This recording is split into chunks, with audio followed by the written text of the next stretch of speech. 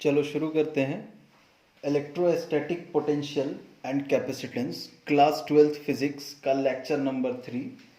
ये class 12th physics का chapter number 2 है। तो हम लोग देखते हैं सबसे पहले लास्ट में हम लोग का क्या चल रहा था पॉइंट।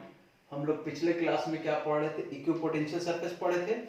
उसके बाद उसका प्रॉपर्टीज हम लोग पढ़े थे। प्रॉपर्टीज में सबसे पहला क्या था, सबसे पहला था कि no work is done in moving a test charge over equipotential surface. ठीक है, पहला चीज समझ गए थे। नहीं समझ आया पिछले वीडियो में जाके देखो। दूसरा क्या था कि electric field is always normal to the equipotential surface. इसको भी मैंने समझा दिया था पिछले वीडियो में। याद रखना कि इलेक्ट्रिक फील्ड जो है हमेशा परपेंडिकुलर होगा किसके, इक्विपोटेंशियल सरफेस के। ये इंपॉर्टेंट है, याद रखना कि इलेक्ट्रिक फील्ड हमेशा परपेंडिकुलर होगा इक्विपोटेंशियल सरफेस के। अगर सरफेस इक्विपोटेंशियल है तो हमेशा परपेंडिकुलर है। ये भी पिछले वीडियो में समझा चुका हूं। इसको भी नहीं समझ आया तो पिछले वीडियो में जाके देख लो। फिर नहीं समझ आएगा तो मेरे को नेक्स्ट वीडियो बनाने से पहले जल्दी से जल्दी बताना मेरे को। तीसरा हम लोग क्या पढ़े थे कि equipotential surfaces are closer in region of strong field. मतलब इक्विपोटेंशियल सरफेस जो है वो बहुत पास होता है जहां पे स्ट्रॉन्ग फील्ड रहता है, and farther apart in the regions of weak field. और जहां वीक फील्ड है वहां दूर रहता है इक्विपोटेंशियल सरफेस। ठीक है, तो हम लोग इसके लिए क्या लिए थे, E is equal to minus dV by dr हम लोग किए थे। अब अगर ये कांस्टेंट है इक्विपोटेंशियल सरफेस में, चेंज इन पोटेंशियल डिफरेंस क्या होगा, कांस्टेंट होगा। तो क्या हम बोल सकते हैं dr is proportional to 1/e। मतलब जहां E ज्यादा होगा, स्ट्रॉन्ग होगा, देखो डिनोमिनेटर अगर कम होगा तो ये ओवरऑल वैल्यू क्या होगी, ज्यादा आएगी। जैसे कहीं पे लिखा है 1/8 और कहीं पे लिखा है 1/2 और कहीं पे लिखा है 1/100। तो ये छोटा है, ये उससे बड़ा है और ये उससे बड़ा है। मतलब डिनोमिनेटर जिसका छोटा रहेगा वो सबसे बड़ा रहेगा। तो इलेक्ट्रिक फील्ड जब छोटा होगा तो इस पूरे की वैल्यू मतलब dr जो है हमारा, dr क्या था, डिस्टेंस है इक्विपोटेंशियल सरफेस का, और dr क्या होगा, ज्यादा होगा। कब, जब इलेक्ट्रिक फील्ड कम होगा। कुछ गलत हो रहा है क्या, नहीं ठीक है, हाँ, जब इलेक्ट्रिक फील्ड कम होगा तो dr ज्यादा होगा, डिस्टेंस ज्यादा होगा। तो हम बोल सकते हैं जहां इलेक्ट्रिक फील्ड कम है, मतलब जहां इलेक्ट्रिक फील्ड वीक है, कम इलेक्ट्रिक फील्ड के लिए क्या होगा, ये वाला होगा। जब इलेक्ट्रिक फील्ड कम है तो dr क्या होगा, dr ज्यादा होगा, मतलब दूर पे रहेंगे। ठीक है, और जब इलेक्ट्रिक फील्ड ज्यादा रहेगा, ये है इलेक्ट्रिक फील्ड स्ट्रॉन्ग है ना, इलेक्ट्रिक फील्ड ज्यादा है, E = 100 है, तो ओवरऑल ये वैल्यू किसकी है, dr की। dr क्या होगी, कम रहेगी। तो जब इलेक्ट्रिक फील्ड बहुत ज्यादा रहे, स्ट्रॉन्ग रह जाए इलेक्ट्रिक फील्ड, वहां पे dr मतलब उनके बीच का डिस्टेंस कम रहेगा। अब देखो इनके साथ में मैं एक चीज तुम लोगों के साथ डिस्कस करना चाहता हूं कि जैसे हम लोग एक पॉजिटिव चार्ज के लिए हम लोग इलेक्ट्रिक फील्ड लाइन बनाते थे। ये हमारा इलेक्ट्रिक फील्ड लाइन है पॉजिटिव चार्ज के लिए। ठीक है, अब कोई सवाल करे कि सर ये इलेक्ट्रिक फील्ड लाइंस क्या क्या डिटेल्स बता रहा है अपने बारे में इस डायग्राम से। तो देखो क्या क्या डिटेल्स बता रहा है इलेक्ट्रिक फील्ड लाइंस इस डायग्राम में। तो डायरेक्शन तो बता रहा है इलेक्ट्रिक फील्ड, इधर है, यहां इधर है, यहां रेडियली आउटवर्ड। ठीक है, स्फेरिकल भी हम लोग बोले थे इलेक्ट्रिक फील्ड लाइंस, ये एक बता रहा है। अब सवाल ये है कि सर ठीक है, लेकिन ये स्ट्रेंथ के बारे में कैसे बता रहा है। ये हमारा डायग्राम तो फेल हो जा रहा है ये बताने में कि स्ट्रेंथ कहां फील्ड वीक है, कहां फील्ड स्ट्रांग है, ये तो नहीं बता पा रहा है, ये खाली डायरेक्शन ही बता रहा है। तो फिर बाद में बोले हमारे साइंटिस्ट लोग कि नहीं, ये स्ट्रेंथ भी बता रहा है। स्ट्रेंथ कैसे बता रहा है, तो जहां पे फील्ड पास है, देखो अगर इस चार्ज के जैसे पास तुम आते जाओगे तो फील्ड क्या है, स्ट्रांग है। मान लीजिए यहाँ पे यहाँ पे फील्ड क्या है, स्ट्रांग है, क्योंकि हम चार्ज के पास हैं। और अगर हम यहाँ पे फील्ड देखें तो यहाँ पे फील्ड क्या है, वीक है।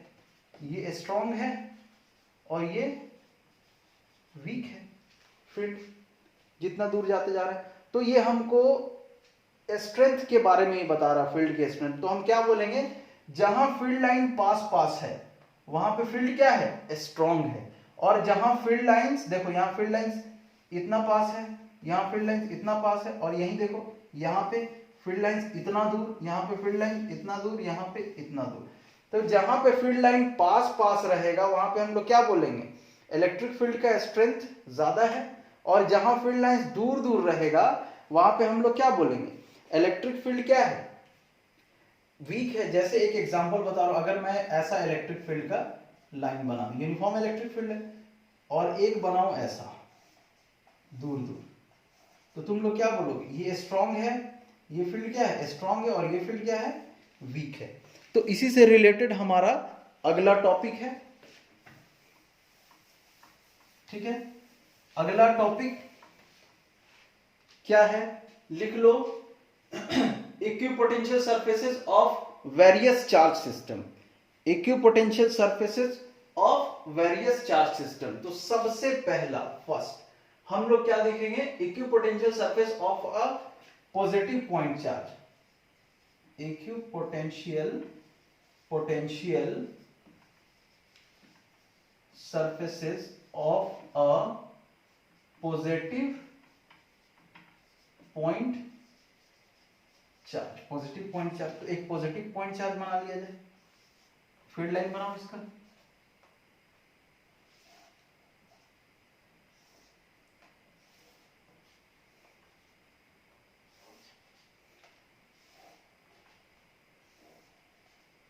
ये हम लोग फील्ड लाइन बना ली, ये फील्ड लाइन है, ठीक है। अब दूसरा कलर यूज किया जाए।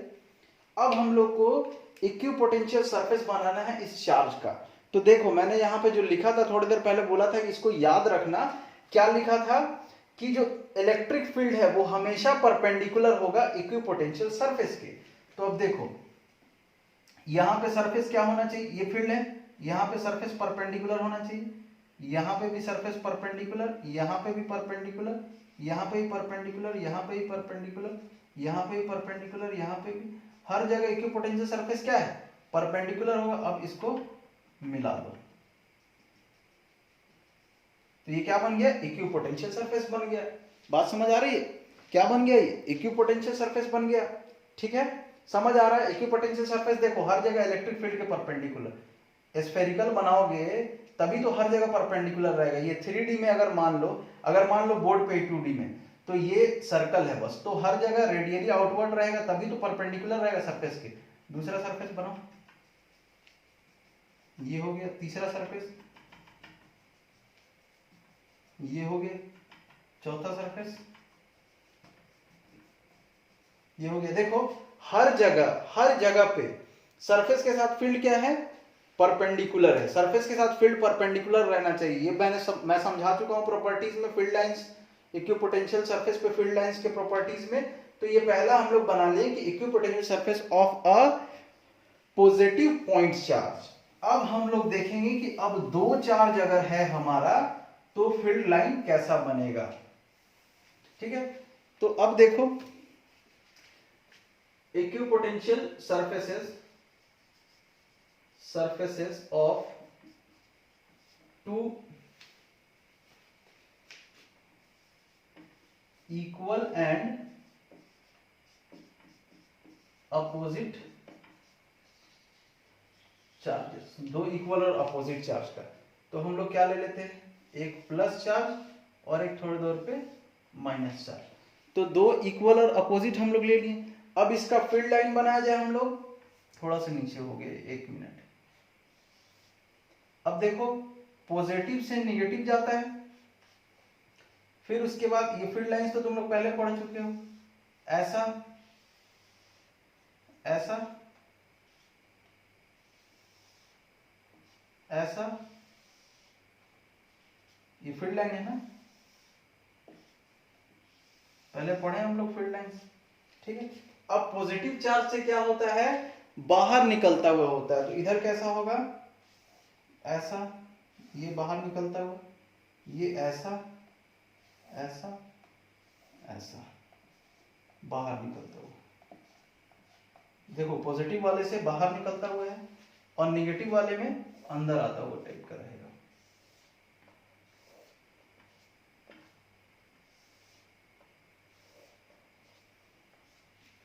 ठीक है। अब हम लोग फील्ड लाइन क्यों बनाए हैं, हम लोग देखो ब्लैक से मैं फील्ड लाइन बना रहा हूं, हम लोग फील्ड लाइन इसलिए बनाए हैं ताकि हम लोग इक्विपोटेंशियल सरफेस ड्रॉ कर सकें। फील्ड लाइन और इक्विपोटेंशियल सरफेस में क्या रिलेशन होता है, तो दोनों एक दूसरे के परपेंडिकुलर होते हैं। अब अगर यहां पे तुम बनाने जाओगे तो कुछ यूं बनेगा, ठीक, दूसरा ऐसा, तीसरा, समझ आ रहा है, ऐसा ऐसा बनता जाएगा। वैसे ही इधर वाले के लिए भी परपेंडिकुलर ले रहे हैं ना, सरफेस से हम परपेंडिकुलर ले लेके बना रहे हैं, जहां देखोगे वहां परपेंडिकुलर। थोड़ा सा डायग्राम सही नहीं बने तो माफ करना उसके लिए, ठीक है।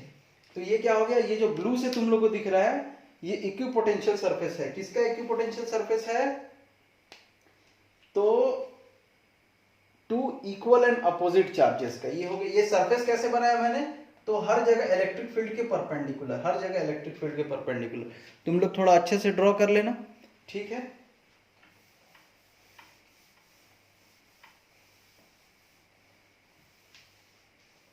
चलो अब आगे बढ़ते हैं। आगे हमारा क्या है, दो टाइप हो गया, तीसरा क्या होगा, दो अपोजिट चार्ज की वजह से देख लिए। अब हम लोग क्या देखें, equipotential surfaces of two equal opposite charge.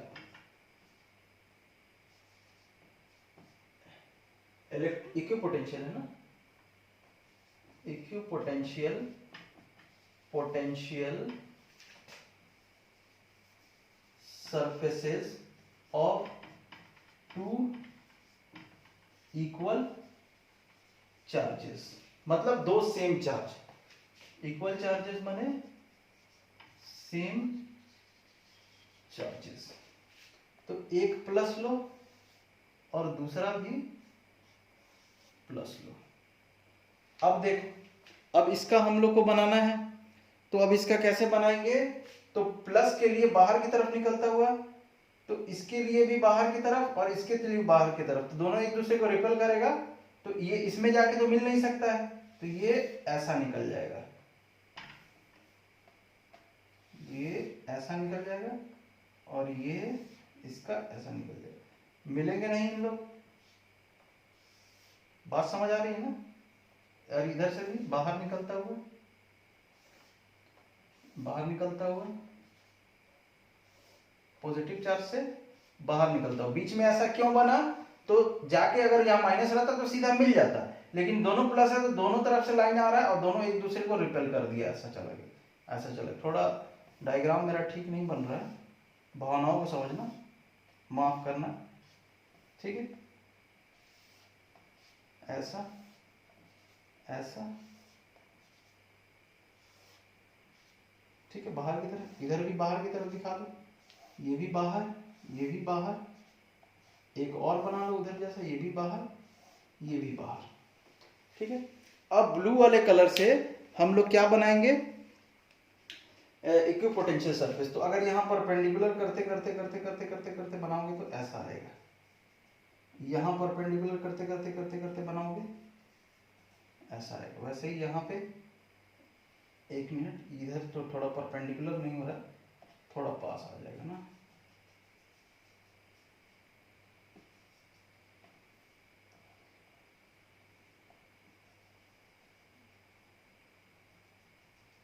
ये इसका हम लोग बना लिए। अब वैसे ही अगर इसका बनाओगे तो क्या होगा,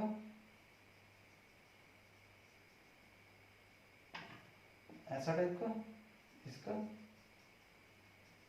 और हम लोग जानते हैं दो इक्विपोटेंशियल सरफेस एक दूसरे को कभी भी इंटरसेक्ट नहीं करेगा, ये जो भी इंटरसेक्ट कर रहा है उसको हटा दो। ठीक,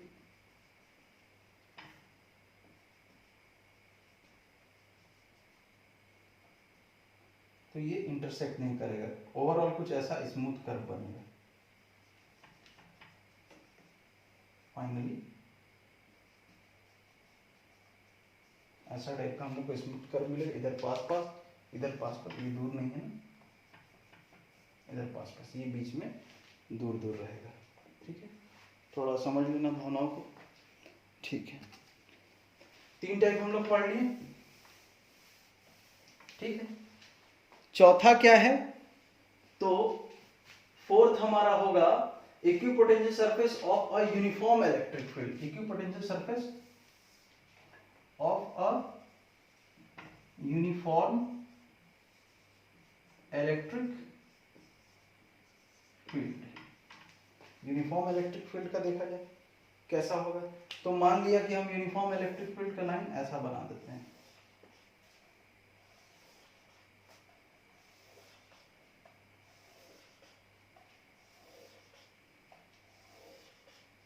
ठीक है, तो अब हमारा मान लीजिए कि ये हमारा इलेक्ट्रिक फील्ड का लाइन है, यूनिफॉर्म ऐसा ऐसा जा रहा है, दिख रहा है ना कैमरे में, ऐसा ऐसा जा रहा है। तो हमारा सरफेस कैसा होना चाहिए, इसके परपेंडिकुलर, कुछ यूं। तो हम लोग इस सरफेस को बनाएंगे,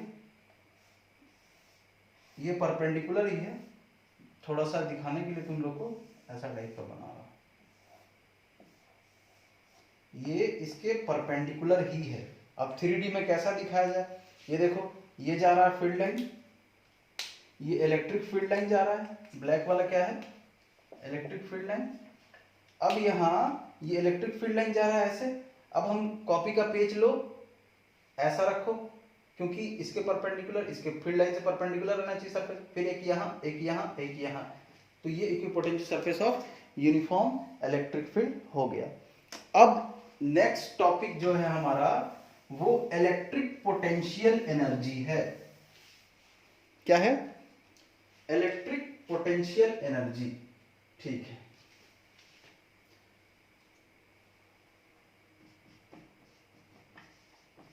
electric potential energy, electric potential energy. तो एक काम करते हैं, पहले हम लोग इलेक्ट्रिक पोटेंशियल एनर्जी का डेफिनेशन लिख लेते हैं, उसके बाद फील कराएंगे तुम लोग को। ठीक है, तो क्या डेफिनेशन लिखा जाए, the electric potential energy of a system of point charges, of a system, दिख रहा है ना, of point, मजबूरी में कोरोना वायरस के कारण मैनेज करना पड़ रहा है, थोड़ा सा कुछ दिक्कत होता हो, बहुत ज्यादा थोड़ा सा दिक्कत होता हो मैनेज करना, ज्यादा दिक्कत होगा जरूर बताएं। The electric potential energy of system of point charges may be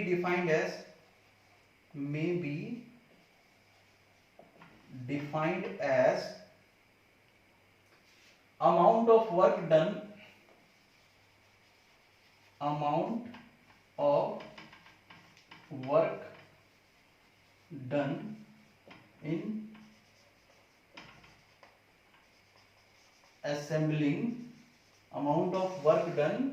in assembling the charges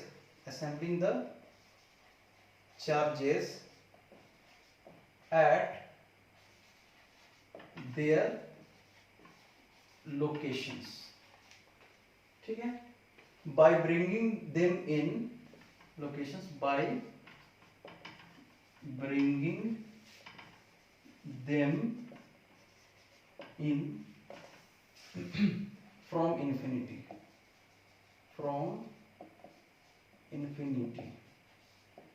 ठीक है। ये क्या बोल रहा है, इलेक्ट्रिक पोटेंशियल एनर्जी क्या बोल रहा है, तो the electric potential energy of a system of point charges may be defined as amount of work done. क्या है, अमाउंट ऑफ वर्क डन। हम लोग जानते हैं जो वर्क डन कंजर्वेटिव फोर्स के कारण होता है, उसी वर्क डन को हम लोग पोटेंशियल एनर्जी भी बोलते हैं। ठीक है, तो amount of work done in assembling the charges at there locations. माने जैसे हम लोग पहले यहाँ पॉजिटिव चार्ज ले रहे थे Q, अब यहाँ कहीं पॉइंट P पर हम लोग इन्फिनिटी से एक Q0 चार्ज यहाँ लाते थे, Q0 चार्ज यहाँ लाते थे, ठीक है। तो जब Q0 चार्ज यहाँ पे हम लोग लाते थे तो पोटेंशियल क्या होता था, W बाई Q0, ठीक है। तो ये जो W होता था यही वर्क डन है, यही वर्क डन है, और यही वर्क डन क्या कहलाएगा, पोटेंशियल एनर्जी कहलाएगा। इसको यहां से यहां लाने में कितना वर्क डन लगा, W, और W की वैल्यू क्या होगी, Q0 इंटू V। यही W हम लोग क्या बोल देंगे, पोटेंशियल एनर्जी हम लोग इसी W को बोल देंगे। समझ आ रहा है। तो पोटेंशियल एनर्जी बराबर क्या होगा, वर्क डन। कैसा वर्क डन, तो to assembling, work done in assembling charges at their location. तो एक चार्ज लाए, दूसरा लाओगे तो दूसरा वर्क डन भी ऐड होगा, तीसरा लाओगे तीसरा वर्क डन भी ऐड होगा। मतलब उनके लोकेशंस पे लाते जाओ, कहां से, इन्फिनिटी से, तो सारे वर्क डन को ऐड कर देंगे हम लोग, तो वही क्या होगा, हमारा पोटेंशियल एनर्जी होगा। तो वर्क डन हम लोग जानते हैं, potential difference W by Q0 होता है, तो वर्क डन क्या होगा, Q0 इंटू V। V बराबर क्या होता है, W बाई Q0। V क्या है, पोटेंशियल डिफरेंस या electric potential is equal to work done. ये वर्क डन कैसा है, वो चार्ज को इन्फिनिटी से ये पॉइंट पर लाने में जो वर्क डन हो, तो यही वर्क डन तो पोटेंशियल एनर्जी होगा। यहाँ इलेक्ट्रोस्टैटिक फोर्स है, इलेक्ट्रिक फील्ड है, इलेक्ट्रोस्टैटिक फोर्स है ना। इलेक्ट्रोस्टैटिक फोर्स कैसा होता है, कंजर्वेटिव फोर्स होता है, 11th में पढ़े हो लोग। कंजर्वेटिव फोर्स के कारण जो वर्क डन होता है वो क्या होता है, पोटेंशियल एनर्जी होता है। तो U बराबर क्या हो जाएगा, Q0 V। तो ये एक समझाने का बात था, वो इसी वर्क डन को बोल रहा है पोटेंशियल एनर्जी, ठीक है। समझ आया। अब हम लोग आगे बढ़ते हैं, अब इसका थोड़ा सा समझने की कोशिश किया जाए। इसको मैं डाल रहा हूं मैं, ठीक है, आ रहा है कैमरे में ठीक से, हाँ ठीक। तो अब क्या है, potential energy of system of two charges, दो चार्ज का पोटेंशियल एनर्जी। तो हम लोग मान लेते हैं कि एक चार्ज कोई Q1 है और एक चार्ज कोई Q2 है, ठीक। तो हमको मान लीजिए कि Q1 को ये पॉइंट P1 पे लाना है और Q2 को ये पॉइंट P2 पे लाना है। तो हम इन्फिनिटी से Q1 को ला रहे हैं, लाइए आप इन्फिनिटी से Q1 को यहां ला के रखें। अब देखो, जब हम Q1 को ला रहे हैं, मेरे बात को एकदम ध्यान से सुनते जाना लोग, जब हम Q1 को ला रहे हैं तो यहाँ पे कोई दूसरा चार्ज है नहीं, कोई दूसरा चार्ज नहीं है। यहाँ पे अभी Q2 भी नहीं, हम लोग Q2 भी नहीं लाए हैं। तो Q1 को लाने में कोई दूसरा चार्ज नहीं, दूसरा चार्ज नहीं, तो सर आप बोलना क्या चाह रहे हैं, तो दूसरा चार्ज नहीं है मतलब कोई इलेक्ट्रिक फील्ड नहीं है जिसके अगेंस्ट हम लाए। बात समझ आ रही है। दूसरा चार्ज रहता तो हमको उसके अगेंस्ट लाना पड़ता। तो अगर हम Q1 चार्ज को कहीं इन्फिनिटी से अगर हम लोग लाए हैं, इन्फिनिटी से अगर हम लोग Q1 को यहां ले आए हैं, ठीक है, तो अभी तो कोई एक्सटर्नल इलेक्ट्रिक फील्ड का तो बात ही नहीं, इसमें है ही नहीं, और कोई दूसरा चार्ज ही नहीं है जिसका इलेक्ट्रिक फील्ड बनेगा। तो Q1 को जब हम ला रहे हैं तो अपोज करने के लिए कोई फील्ड नहीं है, कोई पोटेंशियल नहीं है वहां पे, ठीक है। तो हम लोग क्या बोलेंगे कि Q1 को लाने में वर्क डन W1 बराबर 0। समझ आ रहा है। Q1 को लाने में वर्क डन क्या होगा, 0 होगा। क्यों 0 होगा, क्योंकि Q1 को जब हम ला रहे हैं तो अपोज करने वाला तो कोई है ही नहीं, बस मुंह उठा के Q1 को लाए, यहां ला दी। अब हम लोग क्या करना है, दूसरा चार्ज लाना है Q2। तो मान लीजिए यहां इंफिनिटी कहीं पे Q2 है, ये इंफिनिटी है। अब ये इंफिनिटी से ये Q2 को हम लोग कहां ला रहे हैं, यहां पे ला रहे हैं। अब देखो, जब हम लोग Q2 को लेके आ रहे हैं कहां, पॉइंट P2 पे, उसके लोकेशन पे, यही डेफिनेशन था ना, इनके बीच का डिस्टेंस मान लो R12 है। तो जब हम Q2 को लेके आ रहे हैं तो अब यहां पहले से Q1 बैठा हुआ है, मतलब इसको अपोज करने वाला कोई है यहां पे। कौन है, तो इसका फील्ड, Q1 का फील्ड है अपोज करने के लिए इसके पास। मतलब यहां पहले से पोटेंशियल है, इस चार्ज के कारण पोटेंशियल है, इस चार्ज के कारण, Q1 चार्ज के कारण पोटेंशियल क्या है, V1 है। तो V1 क्या होगा, 1/4 pi epsilon not, 4 pi epsilon not Q1 by R12 इस लोकेशन पे पोटेंशियल इतना है, Q1 चार्ज के कारण यहाँ पे पोटेंशियल इतना है, और यहीं पे हमको क्या लाना है, Q2 को लाना है हम लोग को। अब देखो Q2 को लाने में वर्क डन कुछ लगेगा W2, ठीक है, वर्क डन कुछ क्या लगेगा, W2 लगेगा।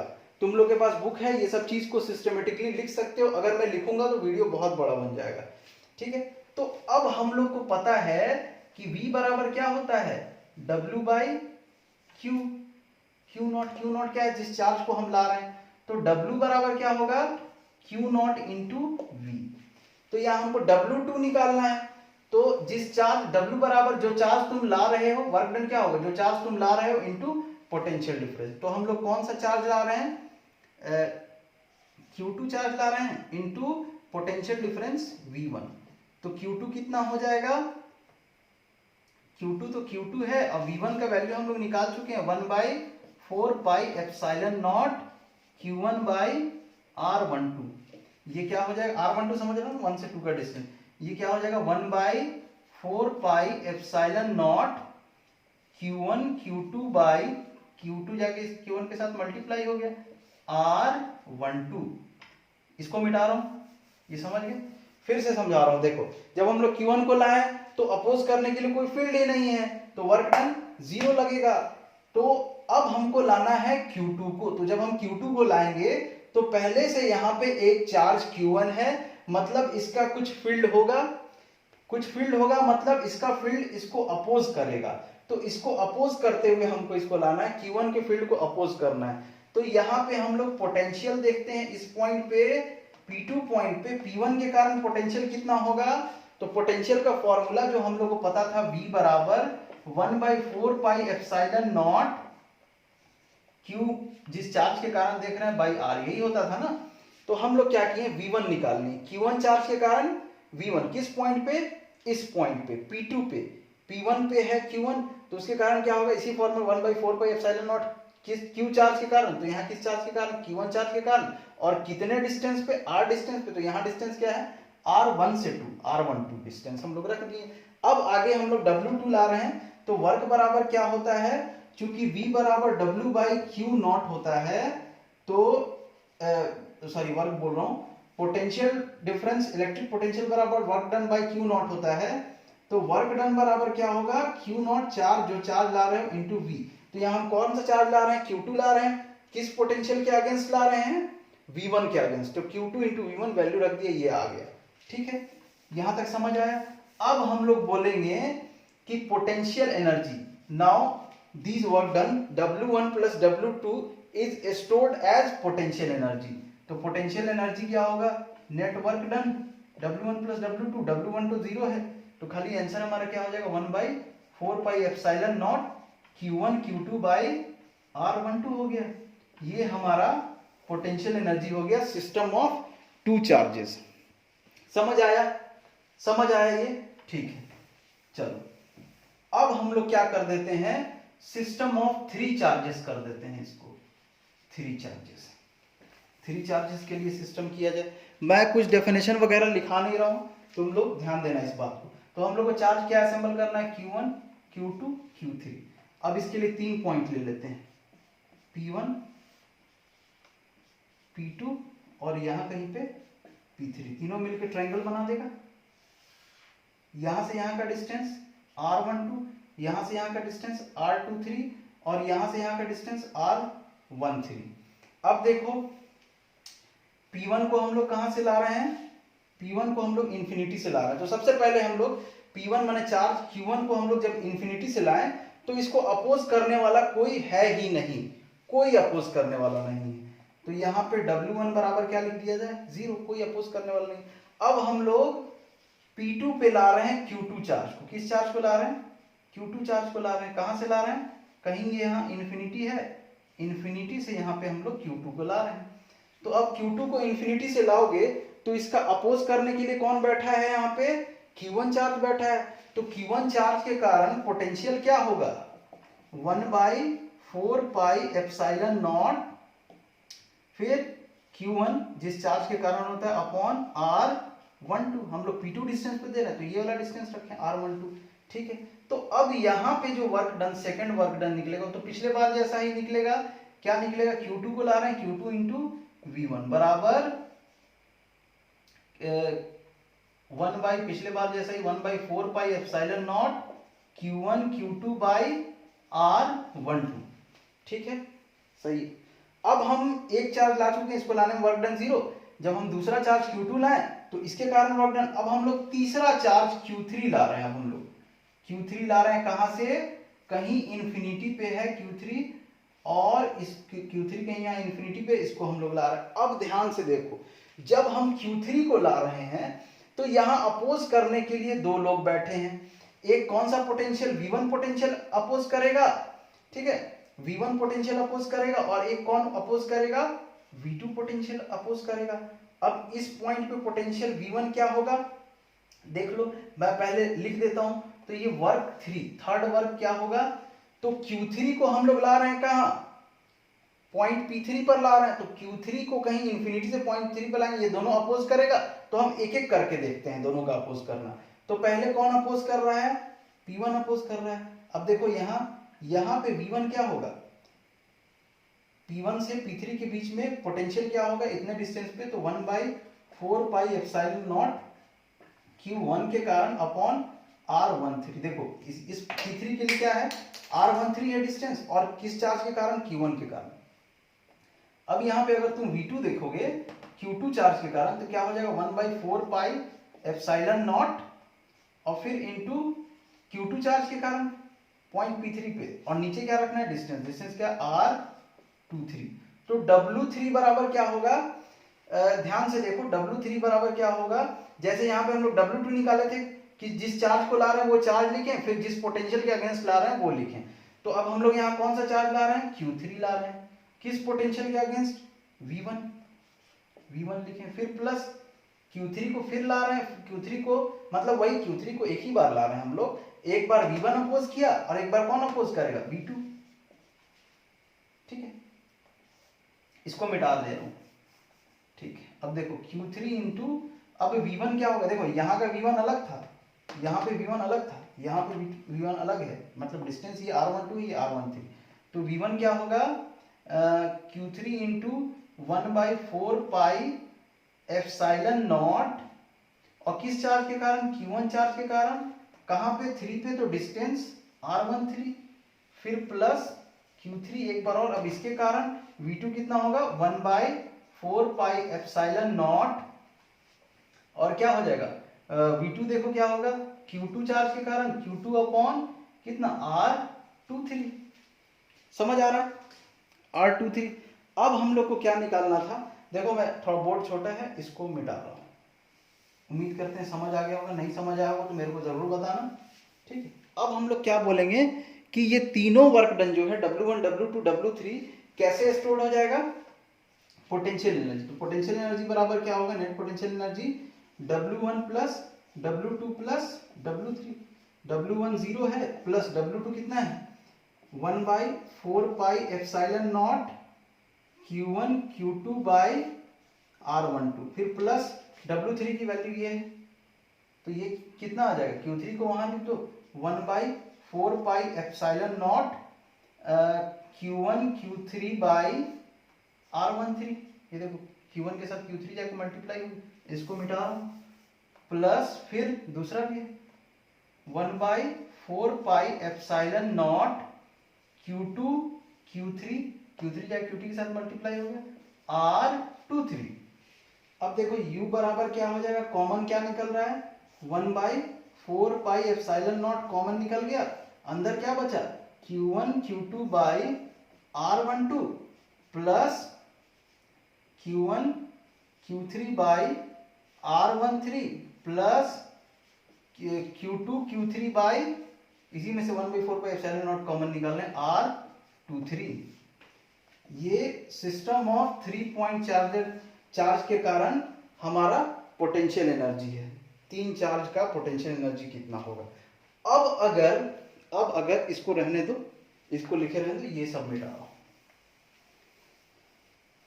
Potential energy of system of, मान लीजिए n चार्जेस रहे, क्या n चार्जेस रहे, तब क्या होगा, ध्यान से देखो, 1/4πε0। देखो जितना चार्ज है सब चार्ज के कारण सम आ रहा है, सब चार्ज के कारण सम आ रहा है ना।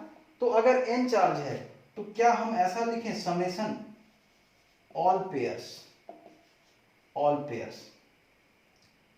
qi qj upon q1 q2 माने qi qj upon r ij। ठीक, और एक चीज ये हो जाएगा, और एक चीज मैं इनके साथ में लिखना चाहता हूं कि i और j इक्वल नहीं रहेगा। अब क्यों इक्वल नहीं रहेगा वो देखो, अगर तुम यहाँ 1 लिख दो दोनों की जगह पे, i भी 1 लिखो j भी 1 लिखो, तो q1 क्या हो जाएगा, q1 और नीचे r11। तो नीचे तो बाद में आएंगे, पहले ऊपर देखो q1 कोई सेंस बन रहा है क्या कि q1 को q1 के पास लाओ, ऐसा कोई सेंस नहीं बन पा रहा है यहाँ पे।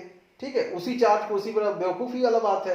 अच्छा, अगर ये नहीं समझ आ रहा तो ये समझो, r11 क्या था, 1 से 1 का डिस्टेंस, तो 1 से 1 का डिस्टेंस कुछ होगा ही नहीं, तो ये नॉट डिफाइंड है, इसीलिए i is not equal to j हो जाएगा यहाँ पे। ठीक है, और एक दो टाइप से देखना बुक में लिखा है, बुक में एक और टाइप से लिखा है कि u बराबर 1/4πε0 समेशन i बराबर 1 से n, एक बार और समेशन i बराबर j बराबर 1 से n, और यहाँ क्या लिखा है qi qj बाई rij, और यहाँ हम लोग क्या लिखेंगे, i not equal to j। ठीक है, ये सही है, नहीं सही नहीं है, यहाँ पे हाफ लगाना पड़ेगा, क्योंकि देखो सारा पेयर डबल समेशन में ऐड हो रहा है, 2 बार ऐड हो रहा है, इसीलिए यहाँ पे हम लोग हाफ लगाएंगे। ये समझ आ गया तो ठीक है, ये भी एक समझ सकते हो, हाफ क्यों लगाएं, क्योंकि 2 बार समेशन हो रहा है इसीलिए, और i not equal to j क्यों, ये तुम लोग को बता दिया है। अब हम लोग आगे बढ़ते हैं। ठीक है, अब एक्सटर्नल इलेक्ट्रिक फील्ड में हम लोग को देखना है। ठीक है, क्या देखना है, potential energy in external electric. मैंने सोचा था कि अच्छे से सब पूरा अच्छे से सिस्टमेटिक नोट्स टाइप का लिखाऊंगा, लेकिन बहुत लंबा वीडियो बन जा रहा है, इसी में देखना कितना लंबा बन जाएगा। अब क्या है, इन एन लगा लो, in an external electric field. अब मतलब पहले जब हम Q1 एक चार्ज को ला रहे थे तब तो हमारा अपोज करने वाला कोई फील्ड नहीं था, लेकिन अब एक्सटर्नल फील्ड है। एक्सटर्नल फील्ड है मतलब कुछ होगा, कुछ सोर्स चार्ज होगा जो हमको नहीं बताया, यही क्या बता दिया है, यही हमको क्या देगा, एक्सटर्नल इलेक्ट्रिक फील्ड, यही एक्सटर्नल इलेक्ट्रिक फील्ड देगा हम लोग को। अब देखो मान लो कि तुम चार्ज किसी Q को ला रहे हो, ठीक है, किसी भी Q चार्ज को हम लोग ला रहे हैं, तो हम लोग जानते हैं इंफिनिटी से लाओ, यहाँ इंफिनिटी से हम लोग इस पॉइंट पर ला रहे हैं, पॉइंट P पर कौन चार्ज ला रहे हैं, Q चार्ज ला रहे हैं। तो यहाँ भी हमको वर्क डन देखना है, वर्क डन यहाँ होगा, क्यों होगा, क्योंकि एक्सटर्नल इलेक्ट्रिक फील्ड है यहाँ, मतलब उसके अगेंस्ट हमको लाना है तो वर्क करना पड़ेगा हम लोग को। एक्सटर्नल इलेक्ट्रिक फील्ड है, पहले जब हम लाते थे सोर्स चार्ज नहीं होता था तो जीरो हो जाता था वर्क डन पहला चार्ज को लाने में, लेकिन अब ऐसा नहीं, जीरो नहीं हो रहा है। हम लोग जानते हैं V बराबर क्या होता है, W बाई Q होता है, तो W बराबर क्या होगा, Q इंटू V। अच्छा, इसको एक तरीके से हम लोग लिख सकते हैं यहाँ। अब हम लोग को देखो, ये कहीं कोई भी ओरिजिन होगा, अगर हमको पोजीशन वेक्टर पता है R, कि R डिस्टेंस पे हम ला रहे हैं, तो हम लोग यहाँ क्या लिख देंगे, R लिख देंगे कि पोटेंशियल कहाँ, किसी R पोजीशन वेक्टर पर। ठीक है, और यही वर्क डन जो है हमारा वो क्या कहलाएगा, एक्सटर्नल इलेक्ट्रिक फील्ड कहलाएगा। यही वर्क डन हमारा क्या कहलाएगा, एक्सटर्नल इलेक्ट्रिक फील्ड कहलाएगा, Q इंटू V। ये पोजीशन बता रहा है ना, V माने पोटेंशियल कहाँ, तो R डिस्टेंस पर, किसी ओरिजिन से R डिस्टेंस पर, अगर ये पोजीशन वेक्टर दिया है तो। अब हमको नया फॉर्मूला क्या मिला, अच्छा हाँ, U भी हम लोग ऐसा लिखेंगे, potential energy at position R, तो ऐसा लिखेंगे यू आर माने potential energy at position R, तो क्यू जिसको हम ला रहे हैं इनटू वी उसी आर पोजीशन पे, ठीक है। अब अगर ये समझ आ गया ये क्या है, वर्क डन है, काहे का वर्क डन है, तो this work done is stored as this work done is stored as potential energy of charge Q, of charge Q, देखो यही है ना पोटेंशियल एनर्जी। अगर हम लोग वेक्टर फॉर्म में नहीं लिखे नॉर्मल लिखे तो ये होगा, ये पोटेंशियल एनर्जी, पोटेंशियल एनर्जी, यही वर्क डन स्टोर्ड होगा कैसे, पोटेंशियल एनर्जी पे। और हम लोग ये कब लिखेंगे, जब हमको पता है कि vector R is position vector of point P, कहीं ओरिजिन से पोजीशन वेक्टर है इसका पॉइंट पी का, किसी भी ओरिजिन से, तब ये होगा। अच्छा अब आगे बढ़ते हैं, अब इसमें भी सिस्टम ऑफ टू चार्जेस देखेंगे। देख रहे हो यहाँ से अब अगर हम लोग नॉर्मल में बोले तो हम लोग क्या बोलेंगे, u बराबर q इंटू वी, तो अब यहाँ से v बराबर हम लोग क्या मिल जाएगा, q को उधर भेज दो, u बाई q मिल गया। ये एक पोटेंशियल डिफरेंस का हमको नया फॉर्मूला मिल गया। तो इस फॉर्मूले से हम लोग एक तरीके से और डिफाइन कर सकते हैं इलेक्ट्रिक पोटेंशियल को, क्या बोलेंगे कि electric potential at given system, electric potential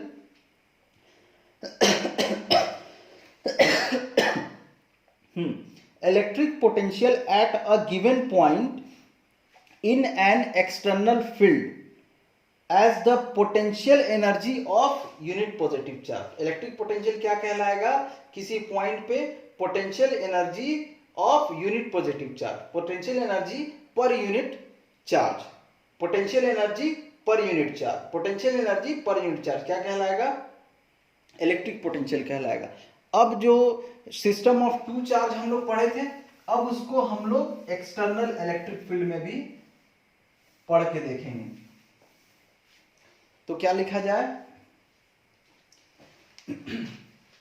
तो अब हम लोग लिखते हैं potential energy of system of two charges, potential energy of system of two charges, ये हम लोग पहले पढ़ चुके हैं। अब नया क्या है, in an external electric field, in an external electric field. तो पहले से कोई एक्सटर्नल इलेक्ट्रिक फील्ड मतलब कुछ सोर्स चार्ज है कहीं, जिसके वजह से एक्सटर्नल इलेक्ट्रिक फील्ड है। अब मान लो कि हम पहला चार्ज लेके आते हैं, कहीं से भी आप पहला चार्ज उठाइए और उसको लेके आइए। पहला चार्ज को हमको मान लीजिए कि पॉइंट P1 पे रखना है, इसका पोजीशन वेक्टर क्या है R1, और दूसरे चार्ज को हमको कहाँ लाना है, कहीं पॉइंट P2 पर लाना है, इसका पोजीशन वेक्टर क्या है R2 है, ठीक है, ओके। तो सबसे पहले मान लीजिए कि हम P1 लाते हैं, कहीं भी हम इंफिनिटी से P1 को लेके आते हैं सबसे पहले, तब क्या होता है, P1 पे चार्ज Q1 को अगर हम लोग लाते हैं कहाँ से, ये कहीं इंफिनिटी है, यहाँ से हम लोग Q1 को यहाँ लाके रख दिए, इस पॉइंट पे लाके रख दिए हम लोग Q1 को। तो Q1 को जब हम लोग लाएं तो यहाँ पे एक्सटर्नल इलेक्ट्रिक फील्ड के कारण कुछ पोटेंशियल होगा, यहाँ पे लिख लेते हैं इसको, electric potential at P1 due to external field. तो क्या हो जाएगा,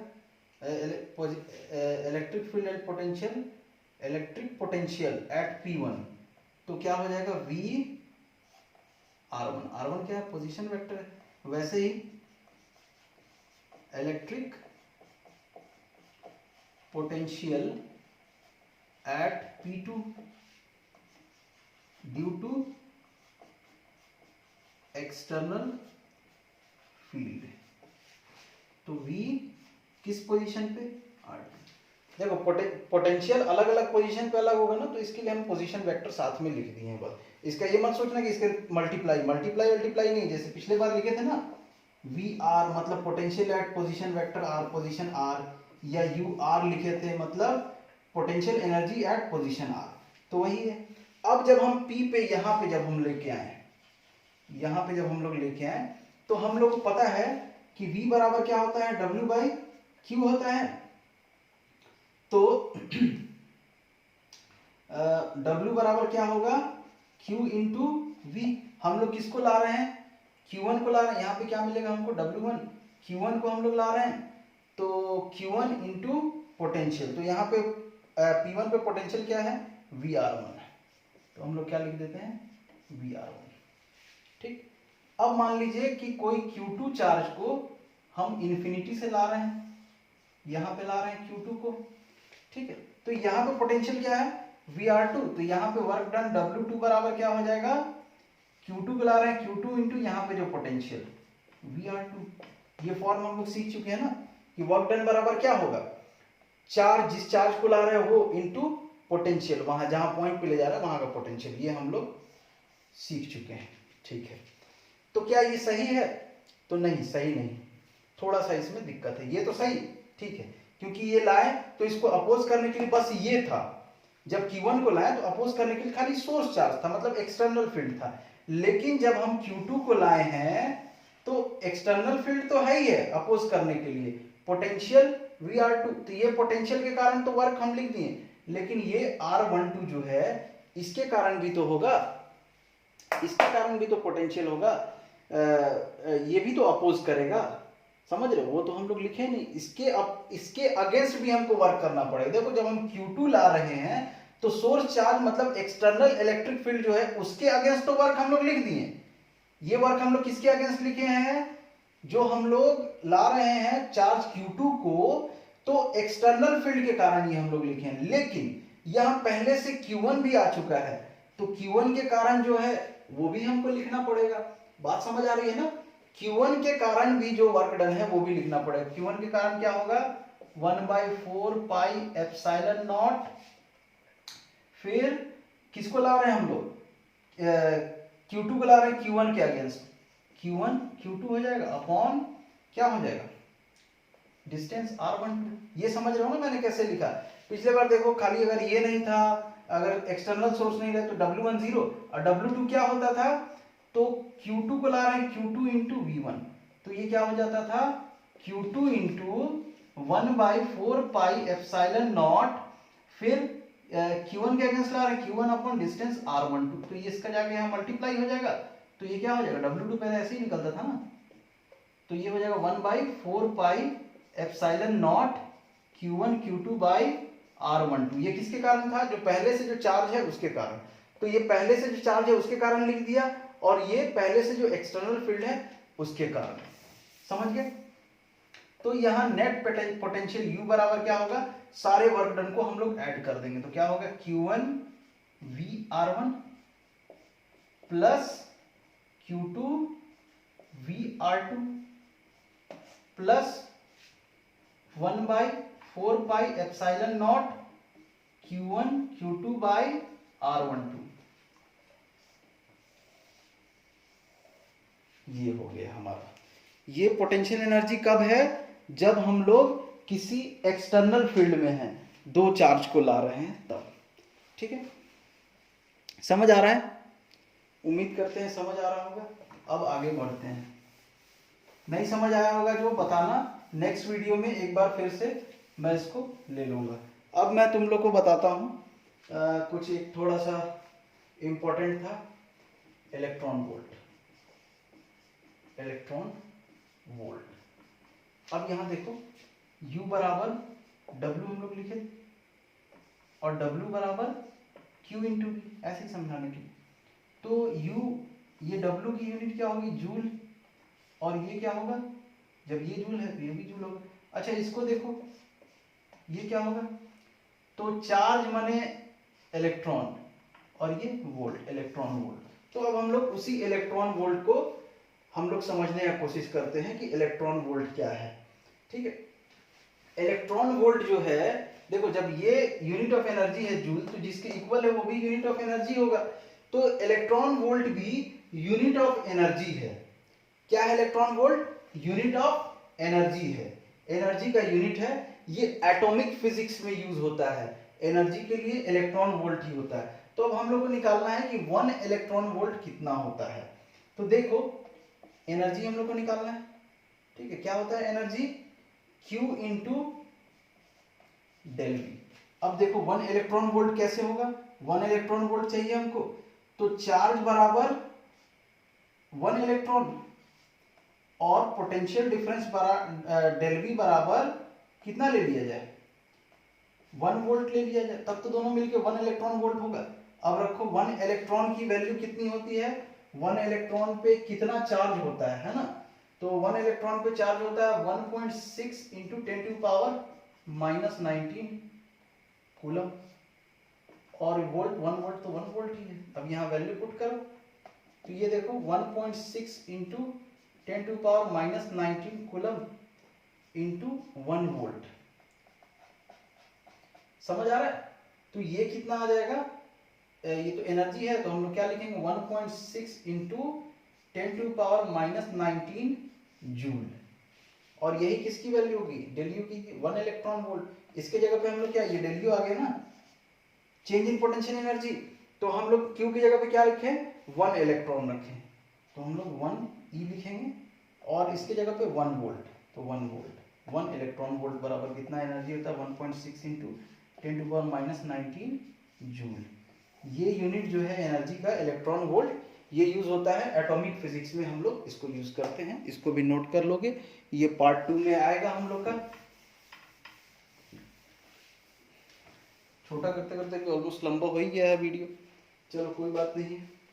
अब हम लोग को पढ़ना है, ये लास्ट टॉपिक है इस वीडियो का, पोटेंशियल एनर्जी। पीई मतलब पोटेंशियल एनर्जी। तुम लोग मत लिखना ऐसे, तुम लोग पूरा लिखना। Of dipole in uniform electric field. Potential energy of dipole हम लोग देखा यूनिफॉर्म इलेक्ट्रिक फील्ड में। तो मान लीजिए कि यूनिफॉर्म इलेक्ट्रिक फील्ड यहां पे कुछ यूं है,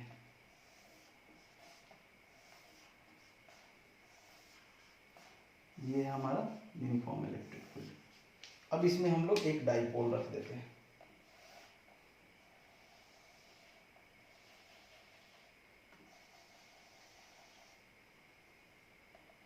यहाँ डाइपोल में एक प्लस होता है और सेम इक्वल और अपोजिट एक माइनस होता है, ठीक।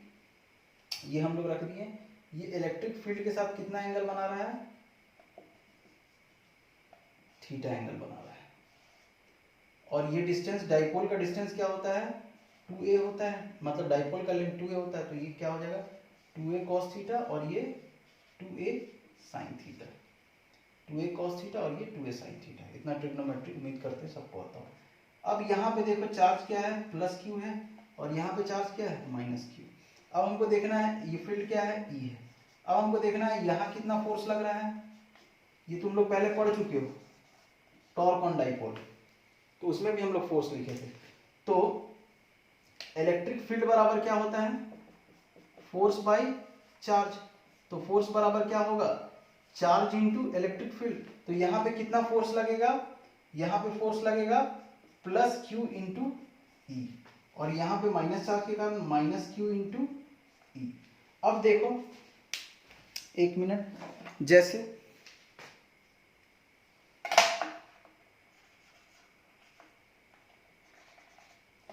उम्मीद करते होंगे ये दिख रहा है प्लस माइनस, हाँ दिख रहा है, ठीक। तो ये डाइपोल है हमारा, मान लो। अब डाइपोल को हम ऐसा इलेक्ट्रिक फील्ड में रखे हैं, तो इलेक्ट्रिक फील्ड इधर से आ रहा है। तो इलेक्ट्रिक फील्ड का डायरेक्शन किधर होता है? पॉजिटिव से निकलता हुआ बाहर की तरफ, मतलब इधर कहीं पूरा पॉजिटिव है, तो ये पॉजिटिव को क्या होगा? दूर भगाएगा। ये ऐसा फोर्स लगेगा इस पे, इधर फोर्स लग रहा है। और ये निगेटिव को, इधर फील्ड लाइन ऐसा है, तो फील्ड लाइन के अपोजिट में नेगेटिव अट्रैक्ट होता है। ये चीज नहीं समझ आ रहा है तो फर्स्ट चैप्टर जाके अच्छे से देख लो, जरूर समझ आएगा। तो ये इस पे कैसा फोर्स लग रहा है? इधर लग रहा है, और इस पे कैसा फोर्स लग रहा है? इधर। तो अब हम ये फोर्स लगाएंगे, इसको इधर फोर्स खींच रहे हैं, ऐसा खींचेंगे, और इसको इधर खींचेंगे, ऐसा ही फोर्स लग रहा है। तो ये देखो, ये खींचेंगे अगर तो ऐसा घूम जाएगा, ऐसा। तो कपल ऑफ फोर्स लग रहा है। ये चीज इसीलिए शॉर्ट में बता रहा हूं क्योंकि टॉर्क हो चुका है, हम लोग फर्स्ट चैप्टर में पढ़ चुके हैं। तो यहाँ पे जब कपल ऑफ फोर्स लगता है, ऐसे घुमा देता है किसी चीज को, ये फोर्स इधर और ये इधर, तो ऐसा लगे घुमा देगा, तो फिर ये यहाँ पे क्या आएगा, टॉर्क आएगा। टॉर्क, टॉर्क बराबर क्या होता है, either force into perpendicular distance. Torque को टाउ से डिनोट करेंगे। टाउ बराबर क्या होगा, आइदर फोर्स माने दोनों में से कोई एक फोर्स, तो लो भाई कोई मतलब नहीं तो क्यू ई रख लेते हैं, कोई भी एक फोर्स, इनटू परपेंडिकुलर डिस्टेंस क्या होगा, 2a sin थीटा। ये देखो एक ये फोर्स है और एक ये फोर्स है, इन दोनों के बीच का डिस्टेंस, ये दोनों पैरेलल लाइन है ना, ये फोर्स और ये फोर्स, दोनों के बीच का ये distance 2a sin theta, 2a sin theta. अब देखो P बराबर क्या होता है, Q इंटू 2a, तो Q इंटू 2a की जगह पे अगर P लिख दें तो टाउ बराबर क्या हो जाएगा, PE sin थीटा। ये हम लोग पहले भी प्रूफ कर चुके हैं, टाउ बराबर PE sin थीटा हो गया, ठीक है, ये याद रहेगा, टाउ बराबर PE sin थीटा। अब मान लो इसको हम लोग एकदम छोटा सा एंगल रोटेट करते हैं, rotating small angle d theta, ठीक, तो वर्क डन क्या होगा, स्मॉल वर्क डन देखा जाए dw, तो dw बराबर क्या होगा, स्मॉल वर्क डन।